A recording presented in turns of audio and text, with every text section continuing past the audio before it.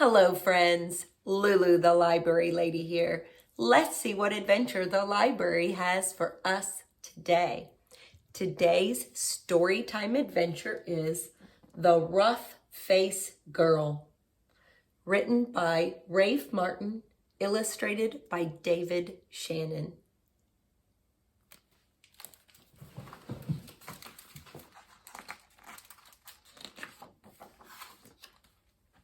Once, long ago, there was a village by the shores of Lake Ontario.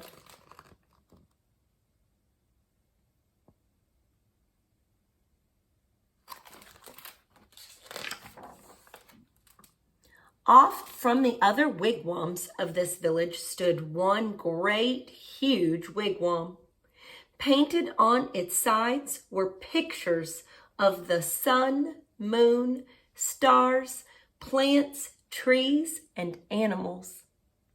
And inside this wigwam, there was said to live a very great, rich, powerful, and supposedly handsome, invisible being.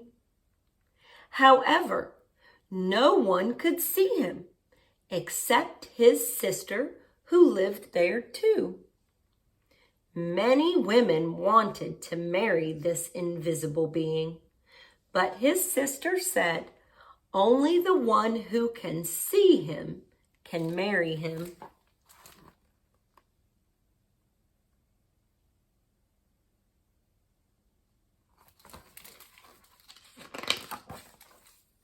Now, in this village, there lived a poor man who had 3 daughters. The 2 older daughters were cruel and hard-hearted, and they made their youngest sister sit by the fire and feed the flames. When the burning branches popped, the sparks fell on her. In time, her hands became burnt and scarred. Her arms, too, became rough and scarred. Even her face was marked by the fire, and her beautiful long black hair hung ragged and charred. And those 2 older sisters laughed at her, saying, "Ha! You're ugly, you rough-faced girl." And they made her life very lonely and miserable indeed.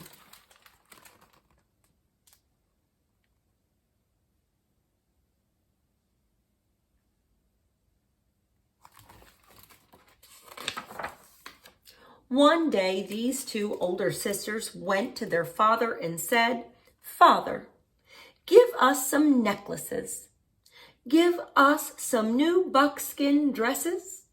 Give us some pretty beaded moccasins. We're going to marry the invisible man." So their father gave them these things. Dressed in their finest, the 2 girls marched through the village. All the people pointed and stared. "Look at those beautiful girls," they said. "Surely they shall marry the invisible being." And if those 2 girls were proud and hard-hearted before, they were even prouder now. They walked haughtily through the village. At last they came to the wigwam of the invisible being, and there was his sister waiting.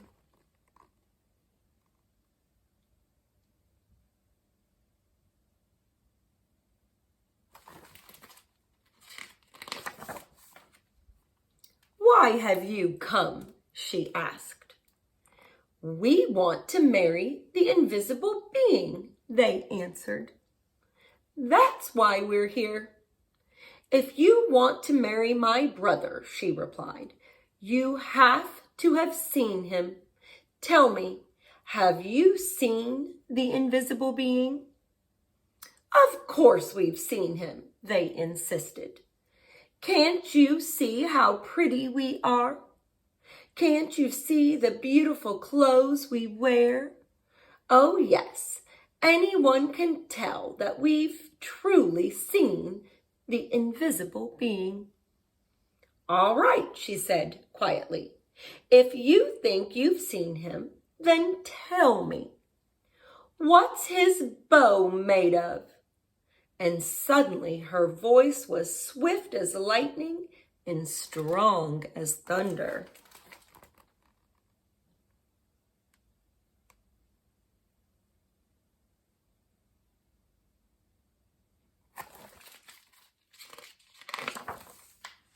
His bow? They stammered in surprise. His, bow? We know. But turning desperately to one another, they whispered, what shall we say? Let's say it's the oak tree. So they said, it's the great oak tree. No, said the sister of the invisible being. No. Oh, she saw at once how they lied.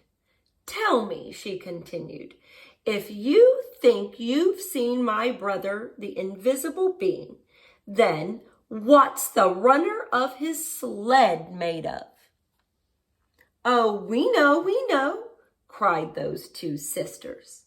But whispering feverishly again, they wondered, what shall we say? What shall we say? Let's say it's the green willow branch. No, said the sister when she heard. No, you have not seen my brother. Now go home. Just test us fairly, they exclaimed. We've seen him. Just don't ask us all these silly questions.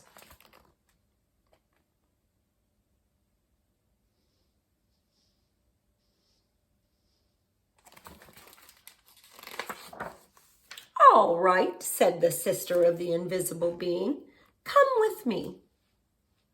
And she took them back to the great wigwam and sat them in the seats furthest from the entrance, the guests' seats. Soon they heard footsteps coming along the path. Then something stepped inside. Though they heard breathing, the two sisters still couldn't see a thing.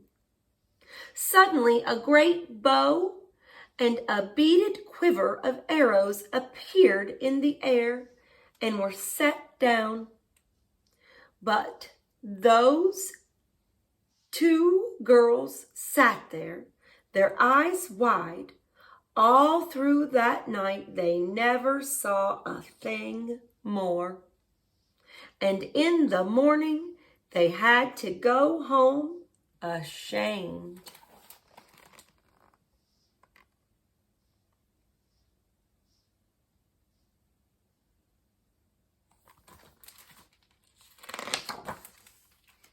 The next day, the rough-faced girl went to her father and said, Father, may I please have some beads? May I please have a new buckskin dress and some pretty moccasins? I am going to marry the invisible being, for wherever I look, I see his face. But her father sighed. Daughter, he said, I'm sorry. I have no beads left for you, only some little broken shells. I have no buckskin dress, and as for moccasins, all I have left are my own old, worn, cracked, and stretched out pair from last year. And they're much too big. But she said, whatever you can spare, I can use. So he gave her these things.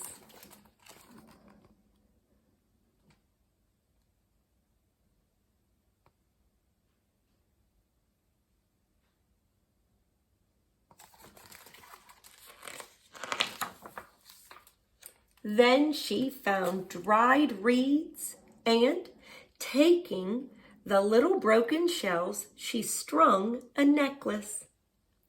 She stripped birch bark from the dead trees and made a cap, a dress, and leggings. Then, with a sharp piece of bone, she carved in the bark pictures of the sun, moon, stars, plants, trees, and animals.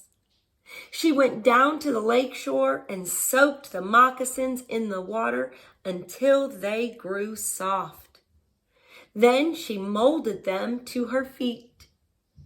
But they were still too big, and they flapped like duck's feet as she walked. Then all of the people came out of their wigwams. They pointed and stared.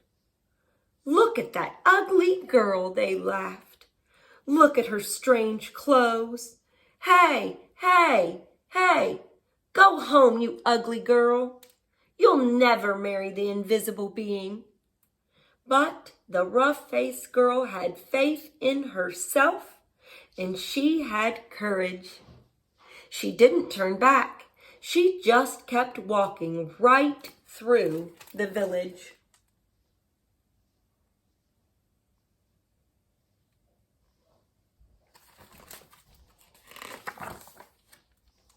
As she walked on, she saw the great beauty of the earth and skies spreading before her. And truly she alone, of all in that village, saw in these things the sweet yet awesome face of the invisible being.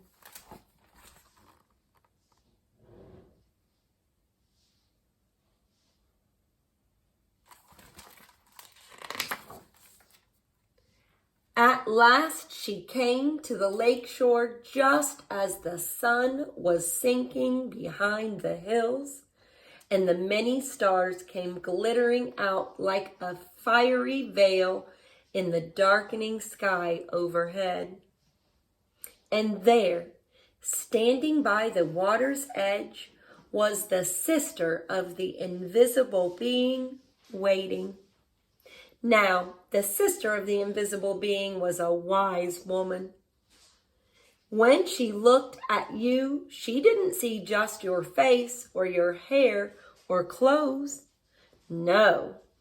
When she looked at you, she would look you right in the eyes, and she could see all the way down to your heart. And she could tell if you had a good, kind heart or a cold, hard, and cruel one.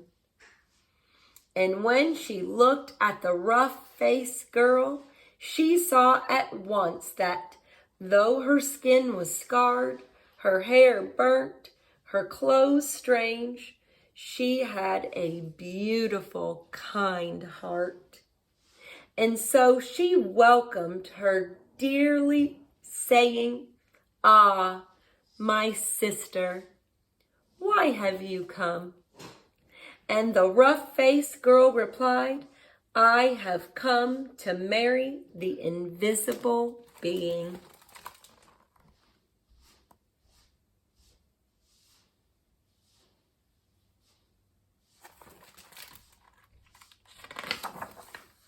"Ah," said the sister very gently now, "if you want to marry him, you have to have seen him. Tell me, have you seen my brother, the invisible being?" And the rough-faced girl said, "Yes." "All right then," said the sister, "if you have seen him, tell me, what's his bow made of?" And the rough-faced girl said, "His bow? Why, it is the great curve of the rainbow."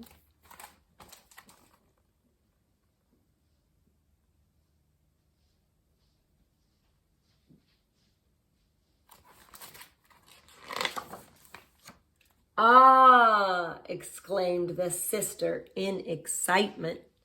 "Tell me," she asked, "if you have seen my brother, the invisible being, what's the runner of his sled made of?" And the rough-faced girl, looking up into the night sky, said, "The runner of his sled? Why, it is the spirit road, the Milky Way of stars that spreads across the sky."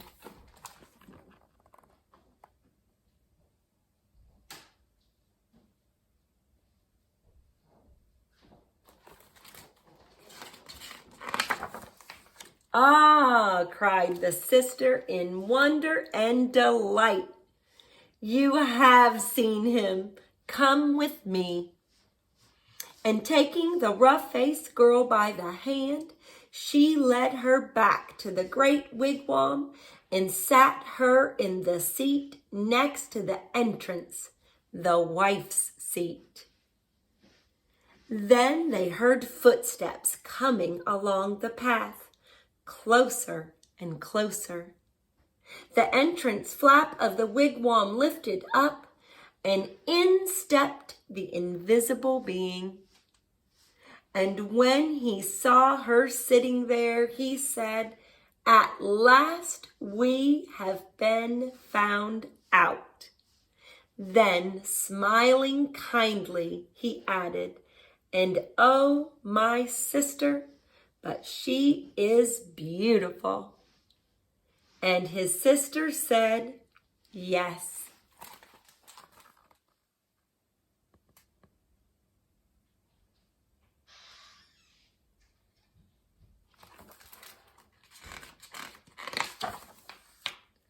The sister of the invisible being then gave the rough-faced girl the finest of buckskin robes and a necklace of perfect shells. "Now bathe in the lake," she said, "and dress in these." So the rough-faced girl bathed in the waters of the lake. Suddenly, all the scars vanished from her body. Her skin grew smooth again, and her beautiful black hair grew in long and glossy as a raven's wing. Now anyone could see that she was indeed beautiful. But the invisible being and his sister had seen that from the start.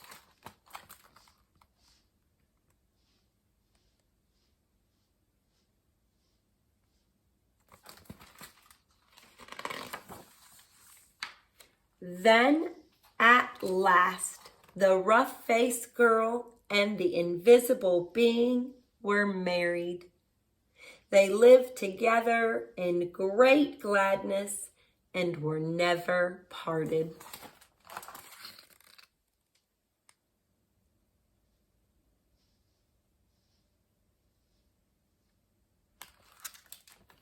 The end.